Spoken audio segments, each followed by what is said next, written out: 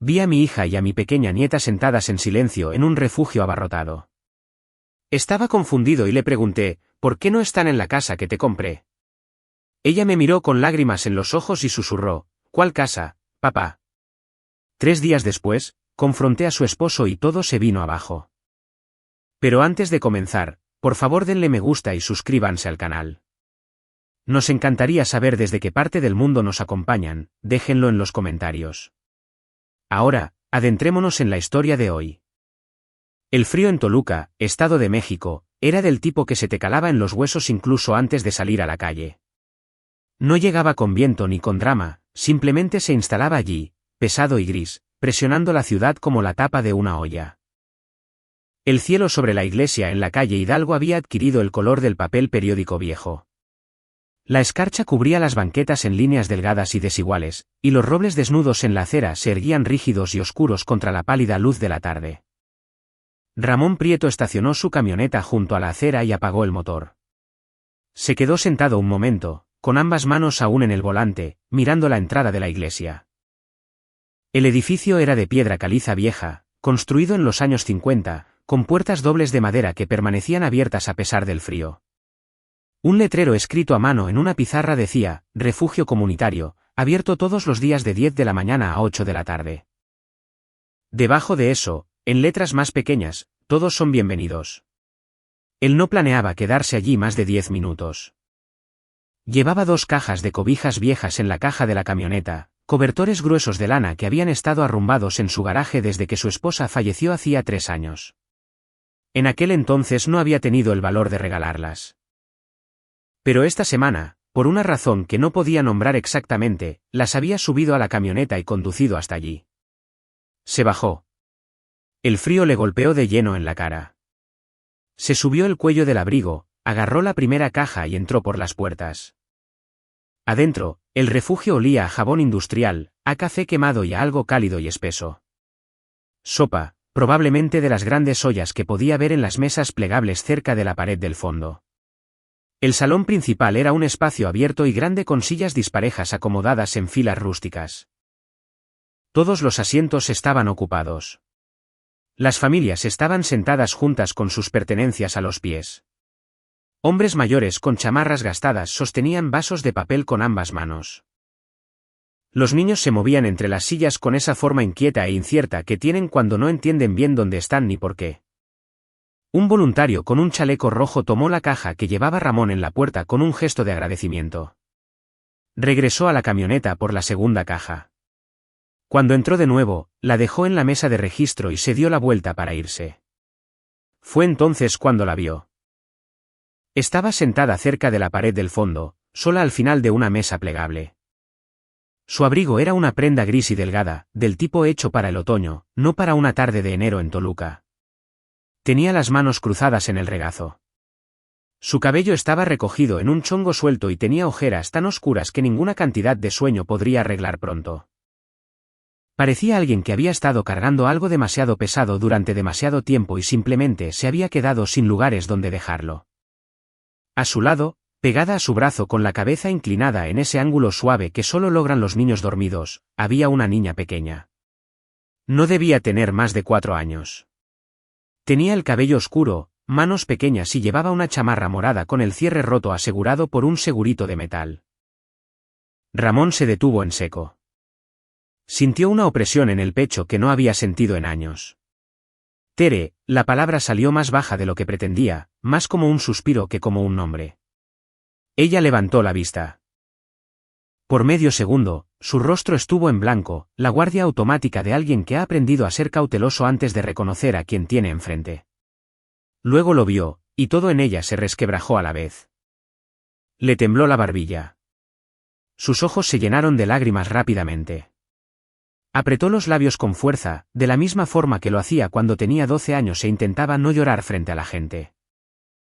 No lloró, pero lo miró como alguien que ha estado perdido en la oscuridad durante mucho tiempo y acaba de ver una luz. Ramón no se había permitido darle vueltas al silencio que había entre ellos durante el último año. No porque hubiera dejado de notarlo, sino porque notarlo había empezado a sentirse como estar parado frente a una puerta cerrada sin llave. Cada llamada que le hacía se iba al buzón de voz. Cada mensaje de texto recibía una respuesta corta 2 días después. Se había dicho a sí mismo que ella estaba ocupada, que estaba construyendo algo con su esposo, que ella lo buscaría cuando estuviera lista. Se había dicho eso por tanto tiempo que se había convertido en un hábito mental, más fácil que pensar en la alternativa. Ahora, la alternativa estaba sentada frente a él. Miró el abrigo de su hija, el segurito en la chamarra de Lilia, la forma en que Teresa tenía las manos cruzadas en el regazo, perfectamente quieta, una postura que reconocía de cuando era adolescente, cometía un error y esperaba a ver qué tan graves serían las consecuencias. Siempre se ponía así cuando sentía que había fracasado en algo, haciéndose pequeñita y contenida, como si ocupar menos espacio pudiera reducir el daño. No había fracasado en nada. Él estaba seguro de eso incluso antes de escuchar una sola palabra de lo que había sucedido. Había vivido lo suficiente, como padre y como un hombre que había visto lo que el mundo le hace a la gente, para conocer la diferencia entre alguien que se había derrumbado y alguien a quien habían quebrado. Lo primero era un colapso desde adentro, lo segundo era algo que te hacían, cuidadosamente y con el tiempo, por alguien que entendía exactamente dónde presionar. Teresa tenía el aspecto de lo segundo. Habría apostado su vida a ello. Ramón cruzó la habitación. Se sentó frente a ella sin hacer un escándalo, sin tratar de tomarle la mano. Solo la miró en silencio y con firmeza, de la misma forma en que siempre la había mirado cuando las cosas iban mal, como si no tuviera intenciones de ir a ningún lado. «¿Cuándo llegaron aquí?», preguntó. «Hace 2 días», susurró ella. Él miró a la niña que dormía apoyada en su hombro. «Esa es Lilia». «Sé quién es», dijo él. «Está muy grande». Teresa asintió. Una lágrima resbaló por su mejilla. La dejó caer sin limpiarla. Ramón procesó eso por un momento. Luego dijo, «Ve por sus cosas». El interior de la camioneta estaba cálido. Ramón había puesto la calefacción al máximo y las ventilas apuntaban al asiento trasero, donde Lilia todavía dormitaba, envuelta en una de las cobijas que él había estado a punto de donar. No había hecho ni un sonido cuando él la cargó para salir. Simplemente se había acurrucado en su hombro como si ya lo conociera.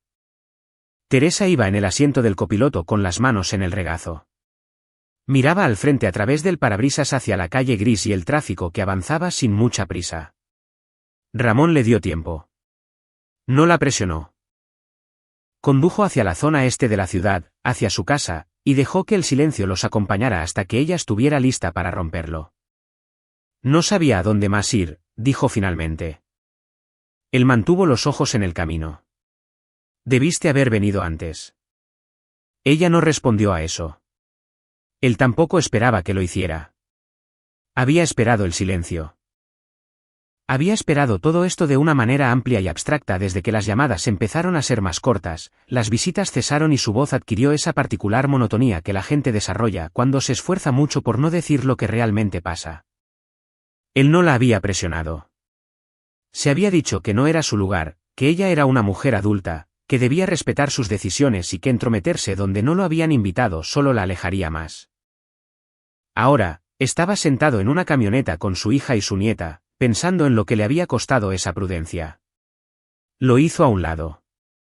Ya no servía de nada pensar en eso. Lo que importaba ahora era lo que seguía.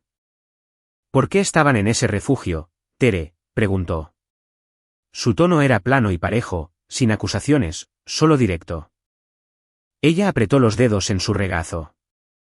Nos echó a la calle. Ramón dejó pasar un latido. ¿Esteban? Sí. ¿Cuándo? Hace 4 días. Hizo una pausa. ¿5? Perdí la cuenta. Él giró hacia una calle más tranquila. Un perro ladró en algún lugar detrás de una cerca mientras pasaban. ¿Y la casa?, dijo. La de la calle de los Pinos.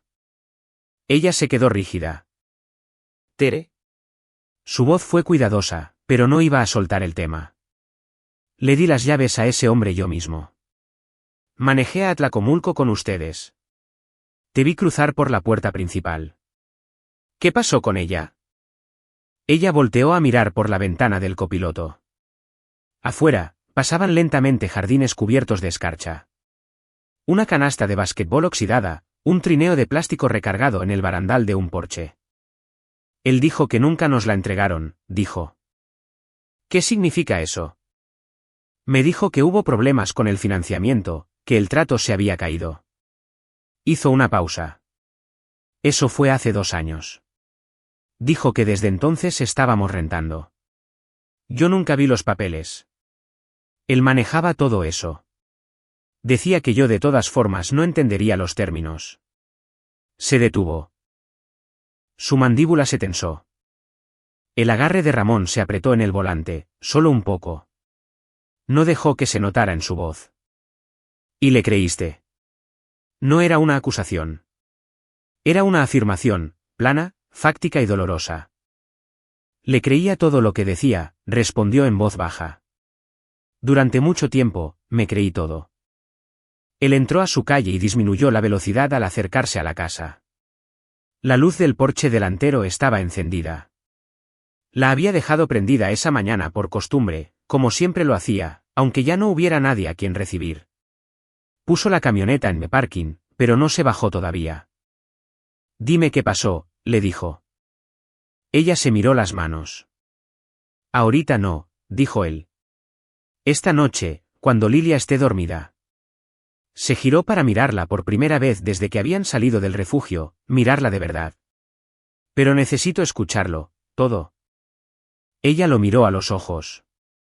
Estaban cansados y enrojecidos, pero debajo del agotamiento, había algo más, algo que aún no había sido aplastado por completo. Está bien, dijo. Esta noche.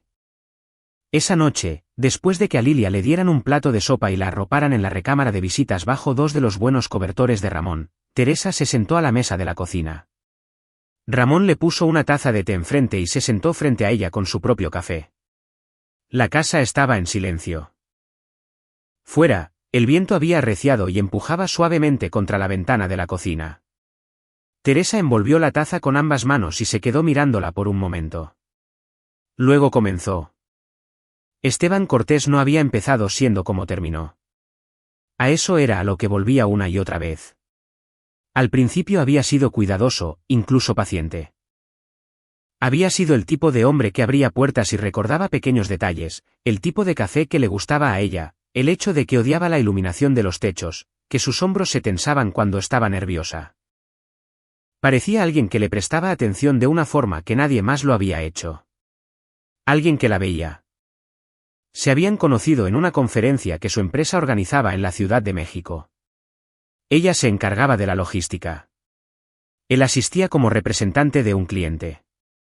Era encantador sin ser ruidoso. Llamaba cuando decía que lo haría. Había manejado 3 horas para llevarla a cenar un martes por la noche. La hizo sentir, por primera vez en mucho tiempo, que le importaba a alguien. Habían salido durante 8 meses antes de que le propusiera matrimonio. La propuesta había sido tranquila, sin multitudes, sin espectáculos. La había llevado a un pequeño restaurante que a ella le gustaba y había puesto un anillo sobre la mesa y le dijo, simplemente, que quería construir algo con ella. Ella había llorado, el tipo de llanto bueno en ese entonces. Creía que por fin había encontrado a un hombre serio, estable, que prestaba atención. Se sentía con suerte.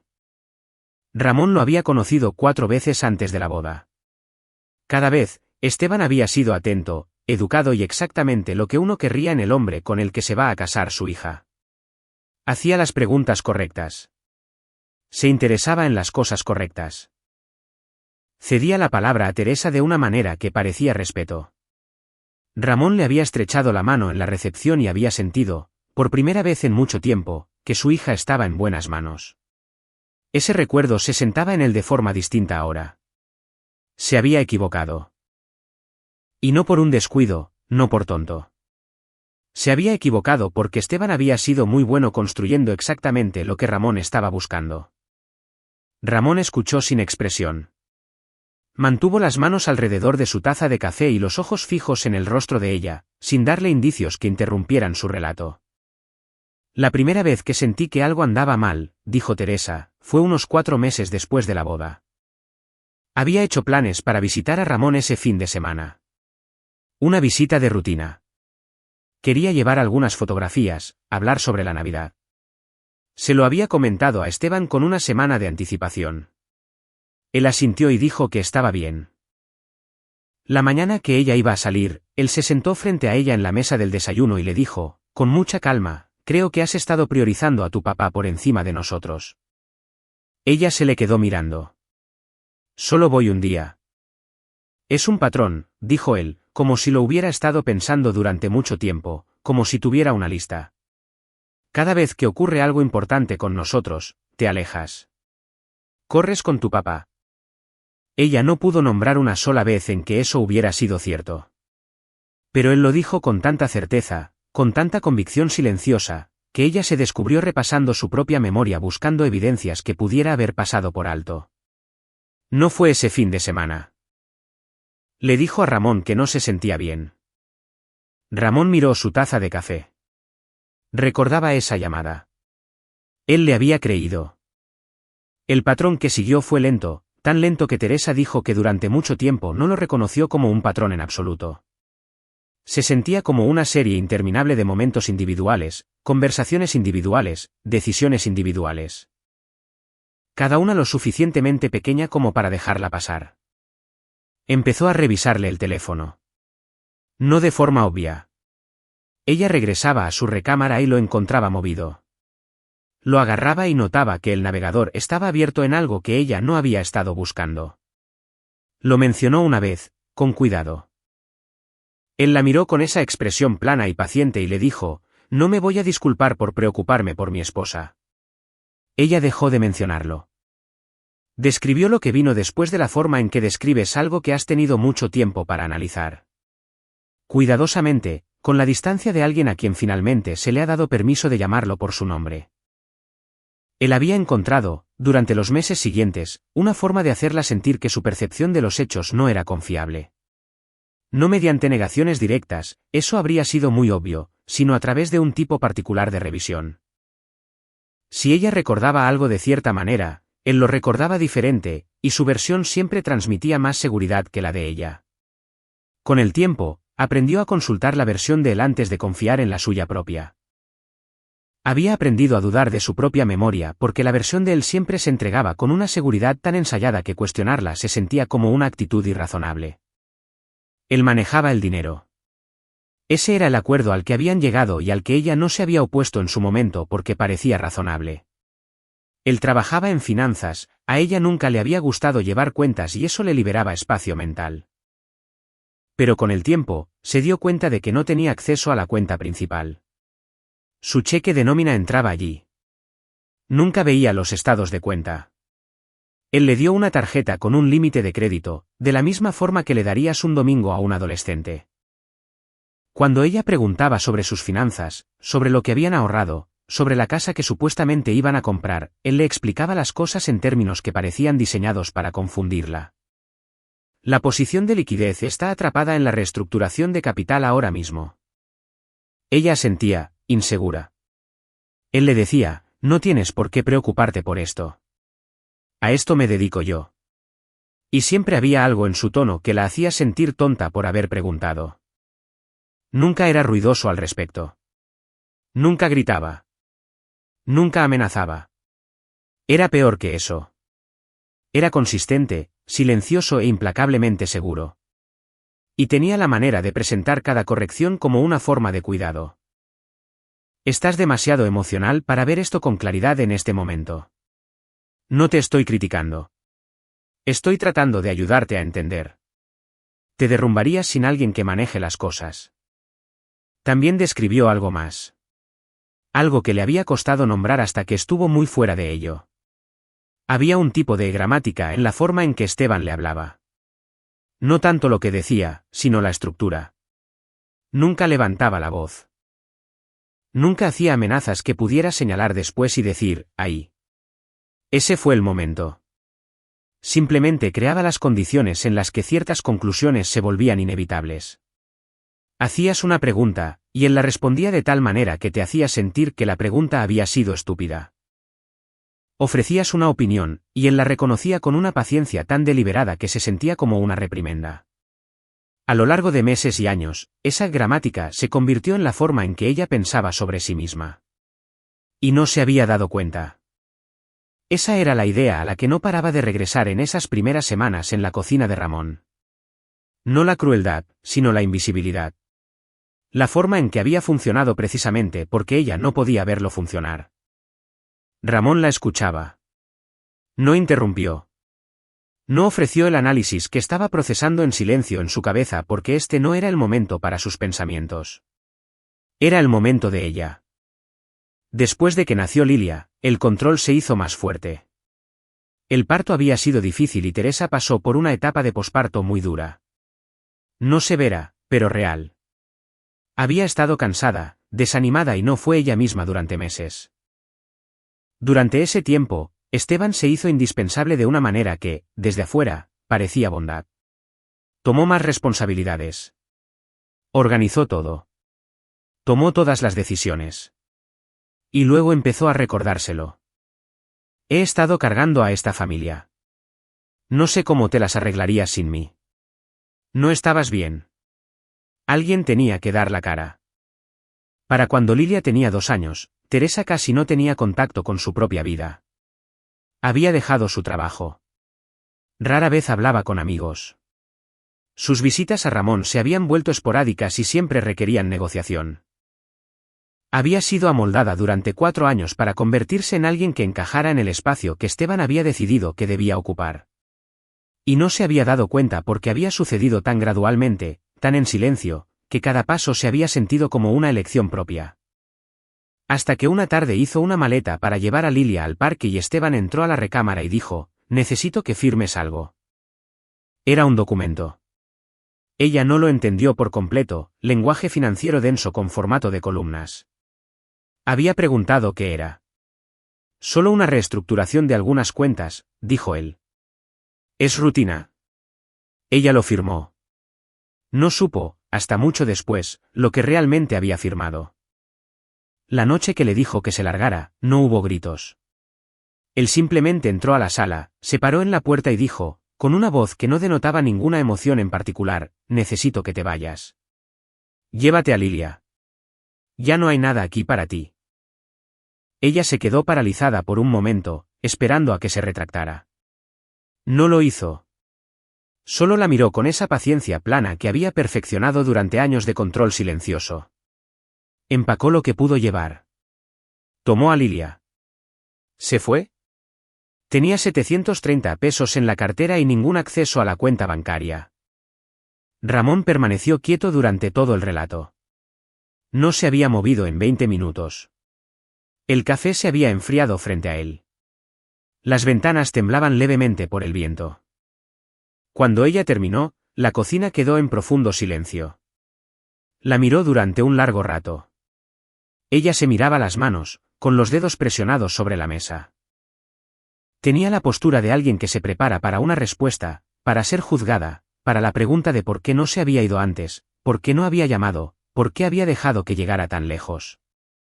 No le preguntó nada de eso. No fracasaste, le dijo. Él pasó 4 años asegurándose de que no pudieras ver lo que estaba pasando. Ella levantó la vista. Eso no es lo mismo que fracasar, le dijo, ni por asomo. Ella aguantó la compostura durante unos segundos más. Luego se cubrió la cara con las manos y se permitió llorar. Llorar de verdad, de ese llanto desgarrador que claramente había estado conteniendo durante mucho tiempo. Ramón no se levantó, no cruzó la mesa para abrazarla, no dijo nada más. Solo se quedó allí sentado, firme, y la dejó desahogarse. Cuando pasó, ella se limpió la cara con la palma de la mano y lo miró con algo crudo y exhausto, pero debajo de todo ello, algo que apenas comenzaba, algo pequeño y frágil que no había sido asesinado del todo. No sé por dónde empezar, dijo ella. Yo sí, contestó Ramón. Tomó su taza de café, la miró y la volvió a dejar sobre la mesa. Empezamos por la casa. Ramón manejó a Atlacomulco solo a la mañana siguiente. Le dijo a Teresa que iba a arreglar unas cosas y salió temprano antes de que Lilia se despertara. Aún no le había dicho a dónde iba, no hasta saber qué iba a encontrar. El viaje desde Toluca tomó poco menos de 1 hora. La carretera federal estaba seca, el cielo plano y blanco, el típico día de enero que no ofrecía buen clima pero tampoco calor. Conducía con las manos relajadas sobre el volante, con la radio apagada. Iba pensando. La casa en la calle de los Pinos había sido lo más cercano a un regalo que había podido hacerle. No había podido darle el dinero en efectivo, pero conocía a un hombre que se mudaba a otro estado y estaba dispuesto a vender rápido por debajo del precio de mercado. Él había intermediado la presentación. Había pagado el avalúo de su propio bolsillo y cubierto el primer año del predial. Había manejado con Teresa y Esteban hasta Tlacomulco un sábado de septiembre hacía 3 años, y se había parado en la entrada de esa pequeña casa azul mientras la recorrían juntos. Había visto a Esteban darle la mano al vendedor. Había visto cómo se firmaban los papeles en la oficina de la notaría pública en la calle Madero, en una habitación que olía a tóner de impresora y alfombra vieja. Le había entregado a Esteban las llaves en persona en el estacionamiento, y Esteban se las había metido al bolsillo diciendo, «La cuidaremos muy bien». Ramón le había creído. Ese pensamiento lo sentía diferente ahora de lo que lo habría sentido hace una semana. Hace una semana, podría haber venido con el dolor sordo de un hombre que sintió que le habían visto la cara de tonto. Ahora traía consigo algo más frío y más útil. No solo había sido engañado, había sido manipulado. La misma presentación ensayada, el mismo apretón de manos seguro, el mismo aire de un hombre que sabía lo que hacía y esperaba que los demás se subordinaran a ello. Esteban había usado ese aire con Ramón de la misma manera que lo usó con Teresa, como una herramienta, nada más. Y Ramón había respondido como la mayoría de la gente responde a ese tipo de confianza, dio un paso atrás y dejó que el hombre se encargara de las cosas. No volvería a dar un paso atrás. Se desvió de la carretera y siguió hacia las tranquilas calles de Atlacomulco. El pueblo era modesto y sin prisas. A Teresa le había parecido gustarle cuando caminó por esa casa. Se había parado en la cocina y había dicho, «Huele como si alguien hubiera horneado pan aquí», y había sonreído. Encontró la calle de los Pinos y dio vuelta. La casa azul seguía siendo azul. Los marcos recién pintados de blanco. Alguien la había estado manteniendo. Un buzón nuevo estaba al final del camino. Había una camioneta estacionada enfrente, una Ford verde oscuro con la calcomanía de un contratista en la ventana trasera. Habían puesto una canasta de basquetbol cerca del garaje que no estaba allí antes. Alguien vivía allí, alguien que no era su hija. Se estacionó junto a la acera y se quedó un momento mirándola. Luego se bajó y caminó hacia la entrada principal. Tocó 2 veces, firme y seco, no muy fuerte. La puerta se abrió después de un momento. Un hombre estaba en el umbral, de casi 40 años, de hombros anchos, con una camisa de franela arremangada. Tenía una expresión confundida pero no hostil, la mirada de alguien que no espera visitas en una mañana de martes. «¿Le puedo ayudar?», dijo el hombre. Ramón lo miró fijamente. «¿Es esta la propiedad en calle de los Pinos número 4418? Así es. ¿Cuándo se mudó?» La expresión del hombre cambió levemente, no hostil, solo cautelosa. «Hace como 7 meses». «¿Por qué?» Ramón asintió una vez. «¿A quién se la compró?» Los ojos del hombre se entrecerraron un poco. «Mire, hay algo en lo que pueda ayudarle». «No estoy aquí para causarle ningún problema», dijo Ramón con calma. «Solo necesito saber a quién se la compró». El hombre lo estudió por un momento. Algo en la quietud de Ramón, en la ausencia de agresión en ella, pareció decidirlo. «A un tipo llamado Cortés», dijo. «Esteban Cortés». «Lo hicimos a través de un corredor privado». Ramón preguntó el precio. El hombre le dijo, $1 938,000 pesos.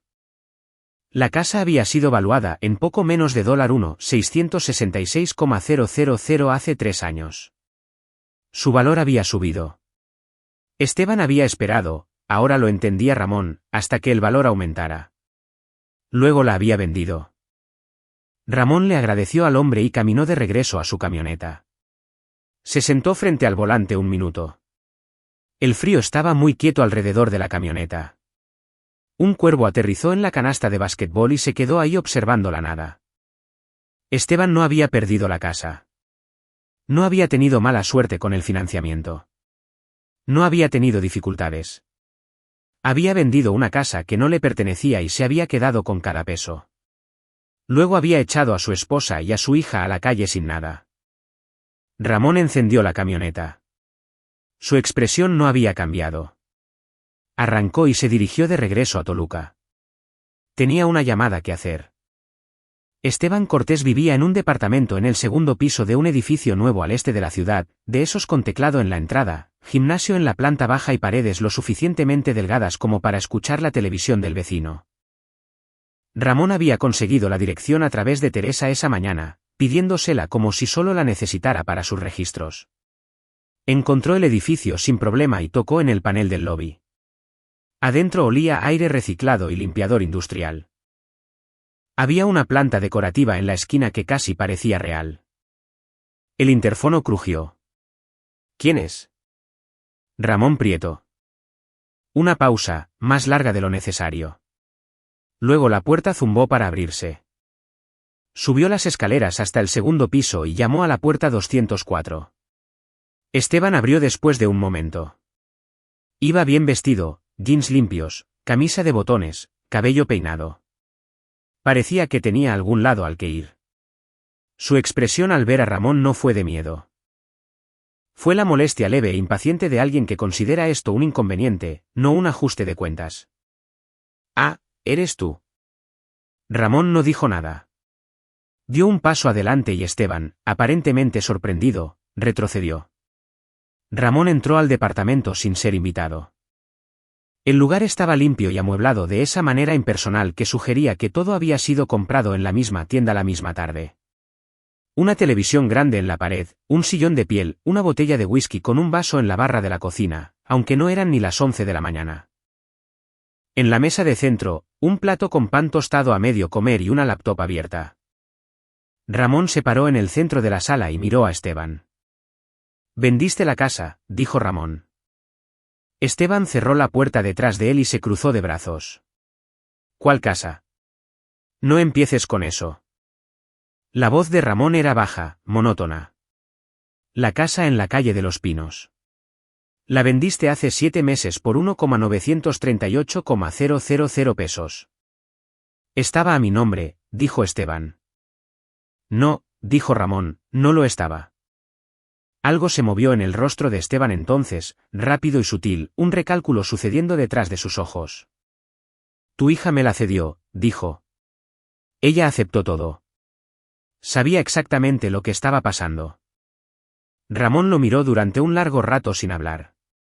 Esteban le sostuvo la mirada, pero la firmeza había desaparecido. Estaba trabajando detrás de los ojos, armando una postura, revisando sus salidas. «Teresa no firmó nada», dijo Ramón. «¿Lo hizo?» La voz de Esteban era suave, ensayada. «Firmó un acuerdo de propiedad». «¿Te puedo mostrar el documento?» «Puedes mostrarme lo que quieras», dijo Ramón. «Voy a hacer que un abogado revise cada papel relacionado con esa propiedad, incluida la transferencia de dominio, incluidas las escrituras». Hizo una pausa. «Especialmente las firmas». La mandíbula de Esteban se apretó. «También voy a solicitar los registros financieros», continuó Ramón. «Cada cuenta a la que ella aportó dinero, cada quincena que fue a una cuenta mancomunada a la que no tenía acceso, cada estado de cuenta desde el día en que se casaron». «Tú no tienes derecho a hacer nada de eso». «Ella sí», dijo Ramón, «y ella lo está pidiendo». Esteban lo miró un largo rato. Luego descruzó los brazos y se metió las manos a los bolsillos. Un movimiento deliberado, relajado, mesurado, en control. Ramón lo observó y lo reconoció exactamente por lo que era. «Ella aceptó todo», repitió Esteban. «Estaba al tanto de los acuerdos financieros». «Le dijiste que no los entendería», dijo Ramón, «y luego te aseguraste de que no lo hiciera». «Yo manejaba nuestra casa. Eso era lo que hacía. Si ella prefirió no involucrarse, no fue mi culpa. Tú elegiste por ella». «Cada vez». Esteban lo miró con esa expresión plana y paciente que Teresa había descrito. La que decía que estaba muy seguro y que podía ganar por cansancio. Esto va a terminar muy mal para ustedes, dijo Esteban. Si ella sigue con esto. Ramón tomó su chamarra del brazo del sillón y se dio la vuelta para irse. Ramón, la voz de Esteban lo siguió hasta la puerta. Se detuvo y volteó. Ella no puede pagar un abogado, dijo Esteban. Las palabras tenían la intención de herir. De recordarle a Ramón quién tenía el dinero y cómo solían terminar estas cosas. Ramón lo miró. No necesita poder pagarlo, dijo. Tengo una hija que fue estafada. Un abogado tomará este caso bajo un acuerdo de honorarios por resultados antes de que termine la semana. Salió. Bajó las escaleras y cruzó el estacionamiento hacia su camioneta.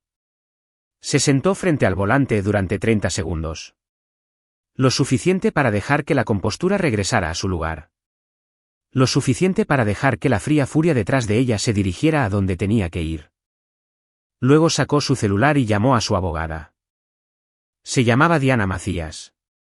Había acudido a ella para la venta de su propia casa hacía 3 años y de nuevo cuando resolvió los asuntos de la herencia de su esposa. Era metódica, directa y no tomaba casos que no creía poder ganar. Le explicó en términos sencillos lo que había descubierto. Le habló de la casa, del precio de venta, del comprador, de la fecha. Le contó lo que Teresa había dicho sobre los arreglos financieros, el acceso a las cuentas y el documento que le habían pedido que firmara sin comprender. Se lo dijo todo en el orden en que había sucedido. Sin omitir ni agregar nada. Diana le dijo que necesitaba ver el historial en el registro público de la propiedad. Dijo que necesitarían la autorización de Teresa para obtener los documentos financieros. Pronunció la palabra falsificación una vez, en voz baja, como una posibilidad a confirmar más que como una conclusión. Y luego le dijo que lo llamaría esa misma tarde. Ramón le dio las gracias y se quedó sentado en el estacionamiento otro momento, mirando el tráfico de la calle frente al edificio. Luego encendió la camioneta y manejó a casa. 2 noches después, Ramón se sentó de nuevo frente a Teresa en la mesa de la cocina. Esta vez la mesa tenía papeles. Un folder amarillo estaba abierto entre ellos y dentro había copias impresas. Las escrituras y documentos originales de la transferencia de la casa de la calle de los Pinos, obtenidos a través del registro público. Un informe preliminar de su abogada y una cronología escrita a mano que el propio Ramón había elaborado en las últimas 36 horas. Teresa miró el sobre pero no lo abrió. Fui a la casa, dijo Ramón. Otra persona vive ahí. Ella cerró los ojos un momento. Luego los abrió. La vendió, dijo. No era una pregunta. Por casi $272,000 más de lo que valía cuando la conseguimos, dijo Ramón. Esperó a que el valor subiera. Ella apretó los labios. Planeó todo esto, dijo en voz muy baja. Sí. Ella miró el sobre. Aún no lo tocaba. Tenía las manos apoyadas en la mesa y Ramón observaba cómo los músculos de su mandíbula trabajaban mientras lo procesaba. Me decía que no nos alcanzaba para pagar, dijo. Durante 2 años, me dijo que las cosas estaban apretadas. Que tenía contratiempos en el trabajo. Recorté gastos en todo. Dejé de comprarme cosas. Vendí mi coche y empecé a andar en camión. Hizo una pausa. Tenía guardado más de $1,500,000 todo el tiempo. Ramón dejó que eso asimilara sin hacer comentarios. Pensé que no tenía derecho a nada, dijo ella. Se encargó de que yo creyera eso. Ramón colocó una segunda hoja sobre la mesa, entre ellos. Era un resumen de una página que su abogada había preparado. Una lista clara y en lenguaje sencillo de los derechos legales de Teresa. Su derecho a los bienes conyugales, su derecho a la documentación, su derecho a demandar por fraude. Ella lo leyó lentamente. Luego lo volvió a leer. Siempre tuviste derechos, dijo Ramón. Él solo se aseguró de que nunca lo creyeras. Ella levantó la vista de la página. Sus ojos estaban firmes. Cansados, todavía, pero no frágiles. Ya no. Me decía que yo era la razón por la que todo salía mal, dijo. Su voz era nivelada. Lo dijo tantas veces que dejé de discutirlo. Lo dijo porque le convenía, dijo Ramón. No porque fuera verdad. Ella se quedó callada un momento. Luego dejó el papel y se miró las manos. Me llamó inútil, dijo. No una vez. 100 veces, de 100 formas distintas. Ramón la miró a los ojos desde el otro lado de la mesa. No evadió la mirada ni trató de suavizarlo. Entonces demuéstrale que se equivoca, le dijo. Las palabras no fueron suaves. No pretendían consolar. Eran una dirección. Ella le sostuvo la mirada. Algo cambió en su rostro. No fue calidez exactamente, sino el comienzo de algo duro y concentrado. La mirada de alguien tomando una decisión. ¿Qué tengo que hacer?, dijo. Primero, firmas la autorización para que la abogada solicite tus registros financieros. Cuentas conjuntas, propiedades, cualquier cosa en la que estuviera tu nombre. Tocó el folder. Luego esperamos a ver qué encontramos. Ella extendió la mano, acercó el folder hacia sí misma. Lo abrió. Tomó la pluma que él había dejado al lado. Y firmó. Los registros financieros llegaron en 8 días. La abogada de Ramón, una mujer tranquila llamada Diana Macías que había ejercido derecho civil y familiar en Toluca durante 22 años, desplegó todo sobre la mesa de juntas en su oficina en una mañana gris de miércoles. Tenía la costumbre de presentar las cosas sin drama. Solo los hechos en orden, con una breve explicación de lo que significaba cada uno. Ramón apreciaba eso de ella. Teresa estaba sentada junto a él. Había empezado a asistir a las citas por sí misma y había cambiado durante las últimas 2 semanas de una manera que era difícil de nombrar con precisión. Ahora hacía preguntas. Anotaba cosas en una libretita que había comprado en la farmacia. La vacilación nerviosa que había marcado su postura en esos primeros días en la mesa de la cocina todavía estaba allí en rastros. Pero algo más se había instalado a su lado. Algo más firme. Diana colocó el documento sobre la mesa y dejó que lo vieran por un momento sin hablar. Esta es el acta de cesión de derechos de la propiedad de Calle de los Pinos, dijo. Presentada en el registro público de la propiedad del municipio hace 16 meses. Ramón la miró.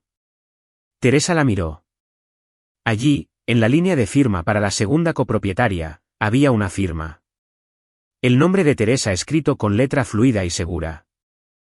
Teresa se le quedó mirando. Negó con la cabeza lentamente.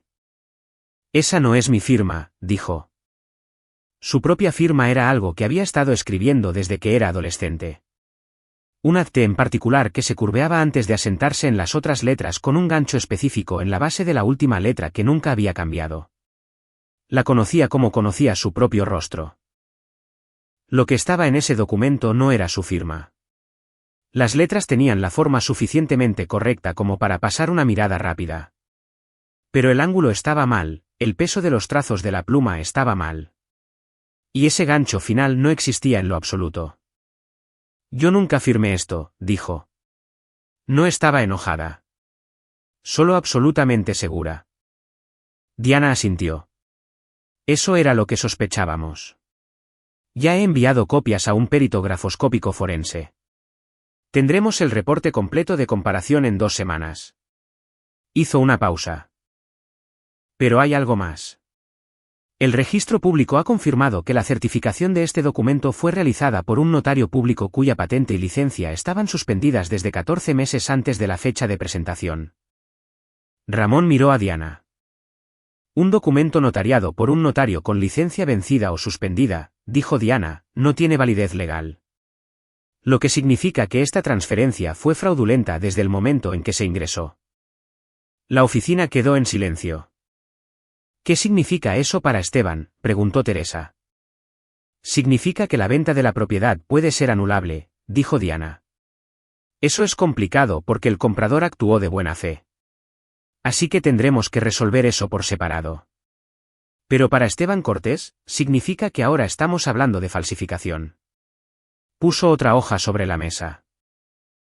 También estamos enfrentando un caso de fraude. Violencia económica dentro del matrimonio. Y dependiendo de lo que confirme el perito y lo que decida el Ministerio Público, potencialmente fraude electrónico o bancario, dado que el dinero de la venta pasó a través de una cuenta del banco. Teresa miró el documento con el nombre de Esteban en él. Su nombre pulcro y común en un pedazo de papel que le había costado 4 años de su vida. ¿Cuánto tiempo supo que esto le podía traer problemas?, preguntó. Diana golpeó su pluma contra la mesa una vez.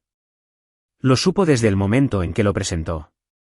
Contaba con que nunca te enterarías. O con que nunca tendrías los recursos para demandarlo si lo hacías. Teresa entrelazó las manos sobre la mesa. Mande todo al Ministerio Público, dijo. Ramón la miró. Todo, dijo Teresa.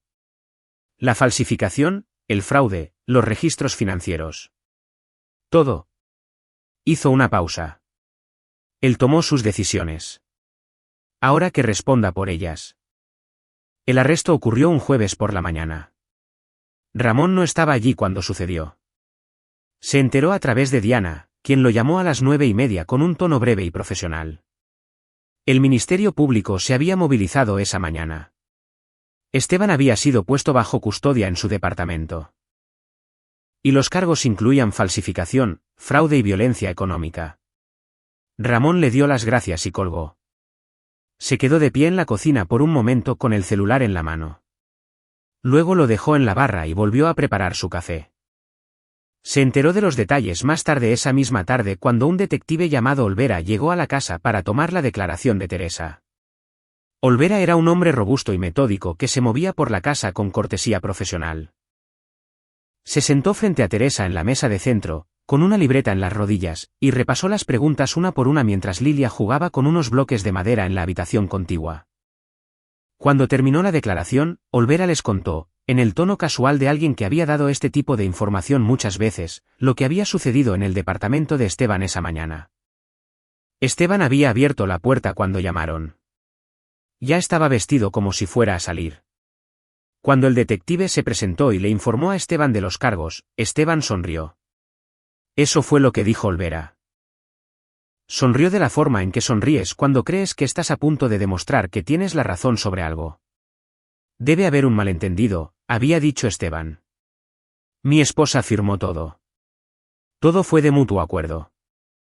Olvera le había dicho que el perito había confirmado que la firma estaba falsificada. La sonrisa desapareció. Luego, Esteban intentó otra cosa. Explicó. Detalló el arreglo que tenían. Como Teresa no había estado bien de salud mental. Como él había estado manejando todo por necesidad. Como la decisión de la propiedad había sido una decisión conjunta en espíritu, incluso si el papeleo no lo reflejaba. Como ella estaba al tanto de los términos generales. Habló con la fluidez y la confianza de un hombre que había pasado años explicándole cosas a personas que no tenían más opción que escucharlo. El detective lo dejó terminar.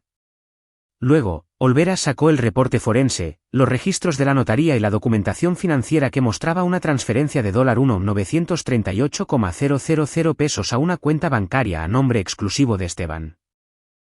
El dinero se había utilizado durante los meses siguientes en gastos personales e inversiones privadas, ninguna de las cuales le fue revelada a Teresa.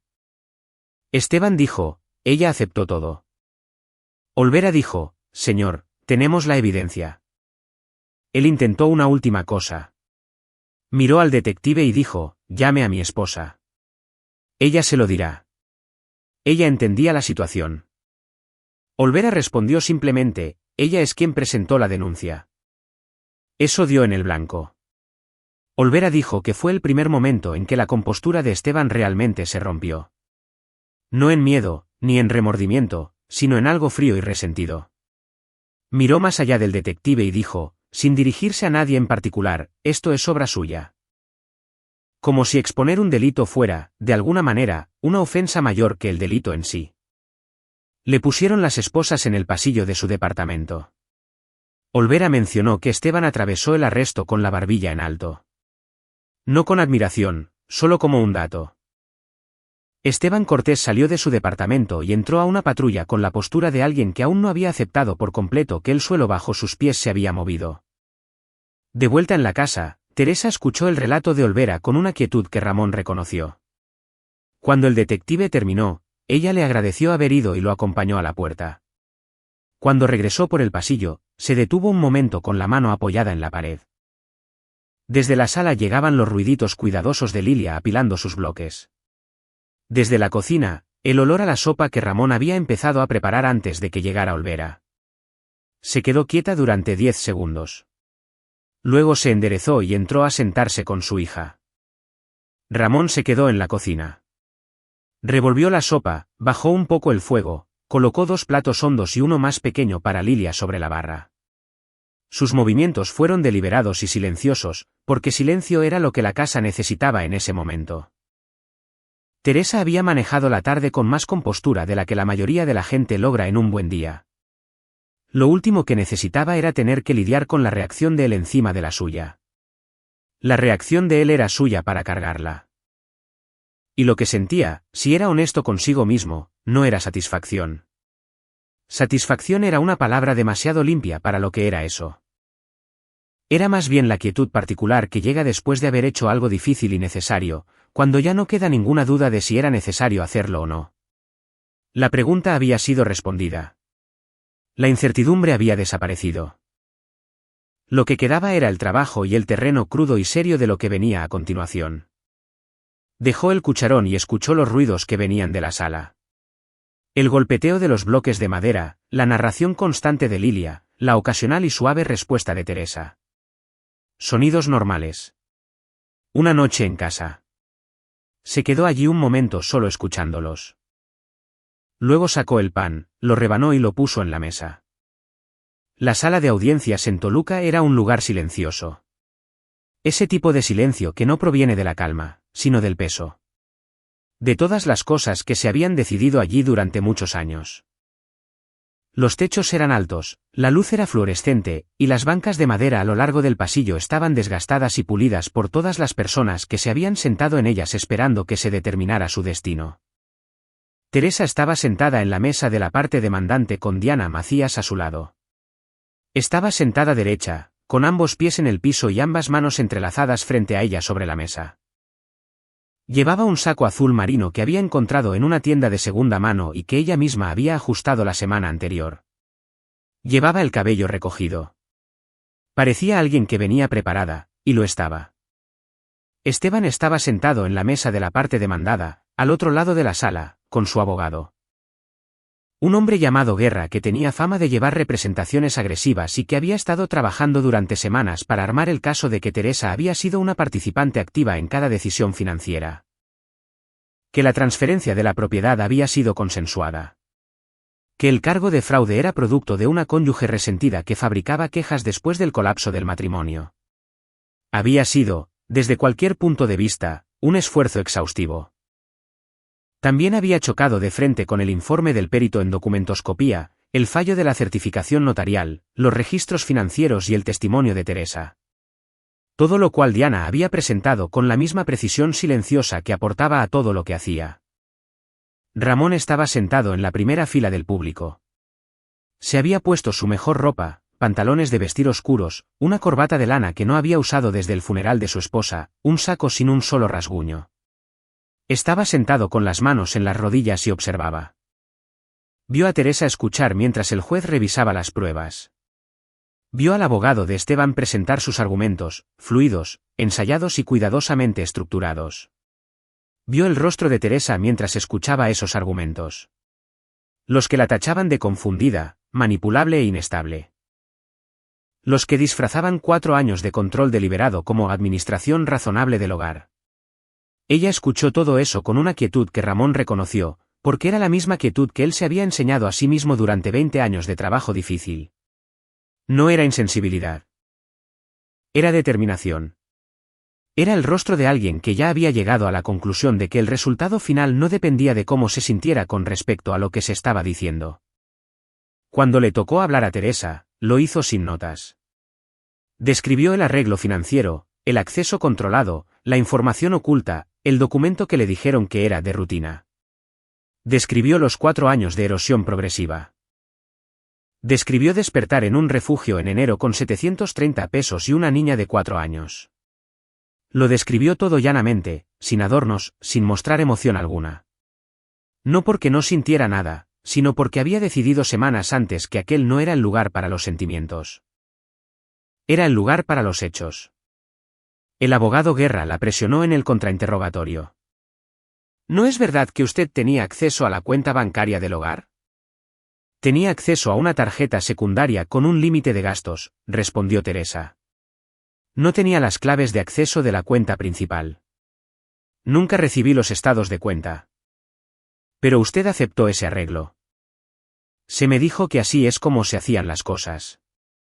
No se me dio una alternativa. Y el documento de la propiedad, usted testificó que nunca lo firmó. Nunca lo firmé. Sin embargo, su nombre aparece ahí. Mi nombre aparece en un documento firmado por alguien que no soy yo, notariado por un notario público cuya licencia había expirado más de un año antes de la fecha de presentación. Ella lo miró a los ojos sin inmutarse en lo más mínimo. El perito grafoscópico confirmó que la firma no es mía. El registro público confirmó que la certificación notarial es inválida.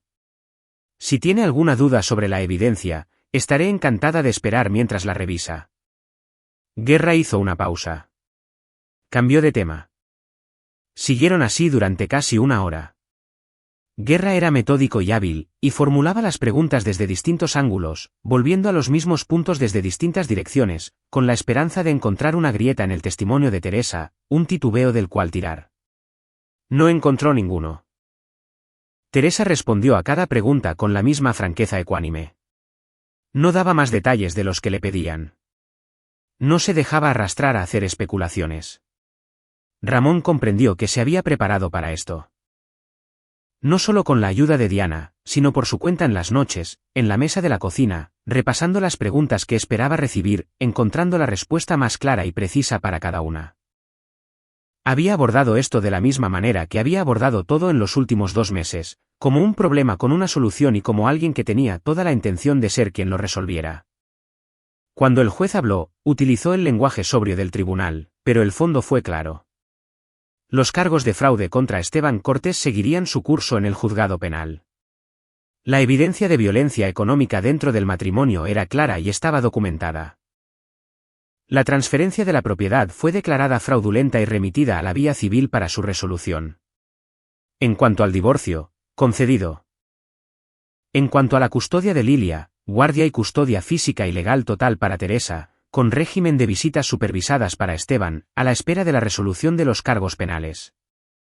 Esteban miró a Teresa desde el otro lado del tribunal cuando el juez terminó de hablar. Sostuvo la mirada por un momento.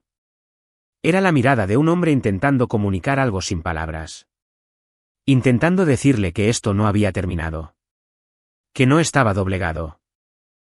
Que ella no había ganado tan absolutamente como creía. Teresa no le dio nada. Ni desprecio. Ni satisfacción. Ni tristeza. Simplemente dejó de mirarlo. Se volvió hacia la mesa y recogió sus papeles. Y no volvió a mirarlo de nuevo. Porque, como sabía desde hacía varias semanas, ya no tenía nada más que darle. Ni enojo. Ni dolor. Ni siquiera la atención que él siempre exigió como si se la debieran. Él ya había tomado todo lo que le iba a tomar. Esa cuenta estaba cerrada. Se puso de pie. Le estrechó la mano a Diana. Tomó su folder y salió. La primavera llegó tarde al norte del Estado de México ese año, llegando a trompicones, una semana cálida en marzo seguida de una fuerte ola de frío, luego lluvia durante casi todo abril, y de repente, una mañana a principios de mayo en la que la luz entraba por las ventanas en un ángulo diferente. El barro del jardín se había convertido en pasto y el aire de afuera olía a tierra mojada y a algo verde. La casa en la calle de los Pinos tenía ahora un historial legal complicado. Los procedimientos civiles habían sido largos y habían requerido más tiempo de Ramón y más paciencia de Diana de lo que cualquiera de ellos había anticipado por completo. El comprador de buena fe había sido justamente compensado mediante un acuerdo que se basó en parte en los fondos de las cuentas bancarias congeladas de Esteban. La casa había sido devuelta a nombre de Teresa, limpia, libre, formal y permanentemente suya. Ella había manejado para verla por primera vez la semana anterior, sola, mientras Lilia estaba con Ramón. Se había quedado en la entrada un buen rato, solo mirando. La pintura estaba fresca, las canaletas estaban limpias, alguien había plantado pequeños arbustos a lo largo del camino principal que habían enraizado y echado hojas muy bien. Había recorrido toda la casa sola. Se había parado en la cocina, en la entrada de lo que sería el cuarto de Lilia, en el porche trasero mirando el pequeño patio. No había llorado. Solo lo había mirado, lo había medido, lo había comprendido, lo había reclamado de vuelta de una manera interna y silenciosa que no requería testigos. Ahora era una mañana de sábado en mayo y estaban todos juntos allí. Lilia corría por el patio trasero con total entrega, de la forma en que corren los niños, como si la velocidad fuera el punto y no hubiera destino, solo la alegría de las piernas moviéndose rápido y el pasto bajo los pies. Había encontrado un palo en algún lado y lo llevaba como un bastón, narrándose algo a sí misma en esos comentarios continuos y medio coherentes que los niños de 4 años mantienen como algo natural. Llevaba puestas botas de lluvia amarillas que no combinaban con nada más de lo que traía puesto, y eso la tenía sin cuidado. Teresa estaba parada en el porche trasero. Su café estaba en su mano, enfriándose lentamente mientras veía a Lilia correr. La luz de la mañana era buena, pálida y uniforme, del tipo que hace que el jardín se vea limpio incluso antes de que la temporada haya llegado por completo. Había trabajo por hacer. La cerca de atrás necesitaba reparaciones, una sección del barandal del porche se había ablandado y necesitaría ser reemplazada antes del verano. Ella tenía una lista. Había empezado a hacer listas de nuevo, listas prácticas con plazos y prioridades, y cada vez que agregaba algo a una, sentía la leve y constante satisfacción de una persona que se mueve en una dirección conocida. Al fondo del patio, Ramón estaba en cuclillas junto a la cerca con una excavadora manual para postes y una bolsa de mezcla de cemento. Había llegado esa mañana antes de las 8 con su ropa de trabajo, con la caja de su camioneta cargada de materiales. No lo había anunciado, simplemente se había estacionado, bajado, le había hecho un gesto de asentimiento a Teresa en el porche y se había ido a la parte de atrás para empezar a trabajar. Trabajaba como siempre lo hacía, firme y eficiente, sin movimientos en vano. Cavaba cada hoyo a la profundidad correcta, mezclaba el cemento en una cubeta pequeña que había traído, colocaba el poste nuevo y lo revisaba con un nivel antes de pasar al siguiente. Había hecho cercas antes en su propia propiedad y en la de su padre antes de eso, sabía exactamente cómo debía hacerse. Lilia pasó corriendo junto a él en un momento y se detuvo, observando con profunda seriedad cómo apisonaba la tierra alrededor de la base del poste. ¿Qué haces?, preguntó ella. Arreglando la cerca, dijo él. Ella consideró esto por un momento. ¿Por qué está rota? Las cosas se aflojan con el tiempo, le dijo, hay que arreglarlas. Ella aceptó esto con un asentimiento solemne y se fue corriendo de nuevo. Teresa observaba desde el porche. Terminó su café, dejó la taza en el barandal y cruzó el patio hacia él. Se paró a su lado un momento, viéndolo colocar el nivel contra el poste nuevo. No tenías que venir hoy, dijo ella. Lo sé, respondió él. Ajustó el poste una fracción de centímetro y lo revisó de nuevo. Ella miró la línea de la cerca. Faltan 4 secciones más. Tengo tiempo, dijo él. Ella guardó silencio.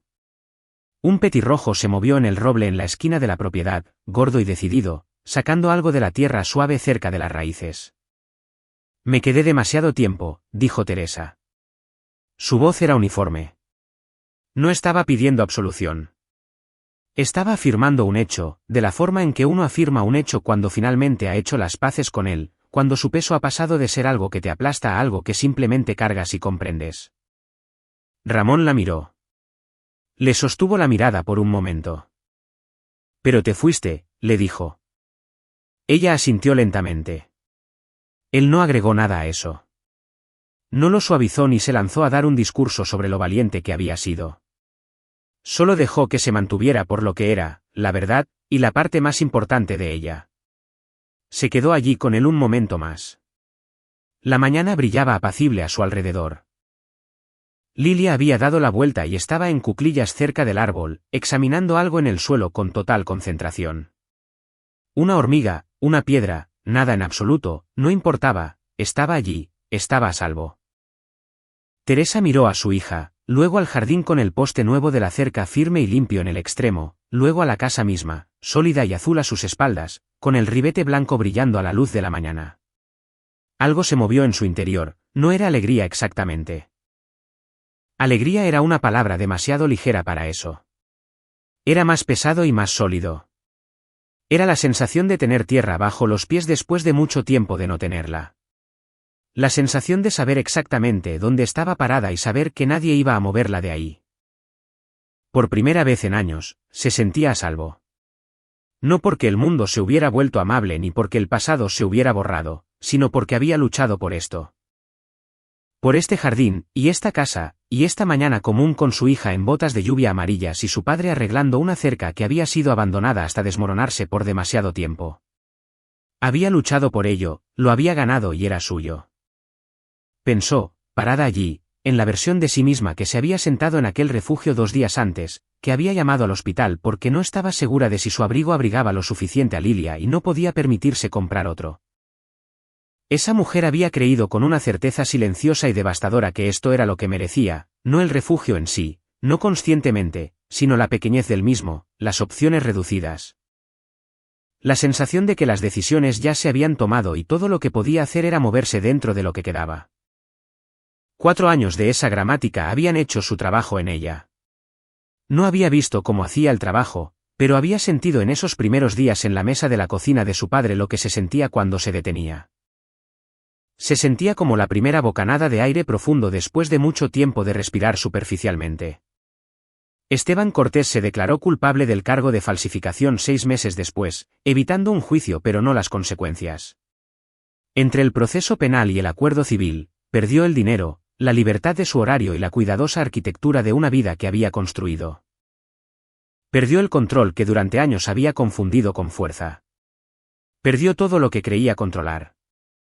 Hubo un periodo en las semanas posteriores a la conclusión de los procesos penales en que la gente le preguntaba a Teresa cómo se sentía al respecto. Esperaban, pensó ella, un tipo particular de respuesta, alivio, reivindicación, tal vez alguna versión de perdón empaquetada para el consumo público. No les dio nada de eso porque ninguna era exactamente la verdad. Lo que sentía era más simple y menos dramático que todo eso. Sentía que había terminado con él. No con enojo, no con triunfo. Simplemente había terminado, de la forma en que uno termina con una tarea que le exigió más de lo que debía y que te alegra que esté hecha. Le había dado a Esteban Cortés 4 años de su vida y gran parte de sí misma. Él había gastado mal esos recursos. Ella no iba a gastar nada más en tener sentimientos al respecto. Tenía a Lilia, tenía la casa, tenía a su padre y la cerca que él había reparado, y la lista en la encimera de la cocina con las cosas que había que hacer. Tenía un trabajo que era suyo y mañanas que no pertenecían a la agenda de nadie más. Eso no era poco, de hecho, era todo lo que había querido cuando tenía 26 años y estaba parada en el estacionamiento de una notaría en Atlacomulco, viendo cómo un hombre en quien confiaba se guardaba una llave en el bolsillo. Lo había recuperado en sus propios términos, a través de su propia voluntad de ponerse de pie y decir, esto es lo que pasó, aquí están las pruebas y no me voy hasta que se resuelva. Eso era suficiente. Más que suficiente. Y Teresa Prieto, que había salido del refugio en enero con 730 pesos y una niña con un abrigo demasiado delgado para el frío, se quedó en su propio patio en una mañana de mayo, observó a su hija correr, y construyó su vida con lo que era real.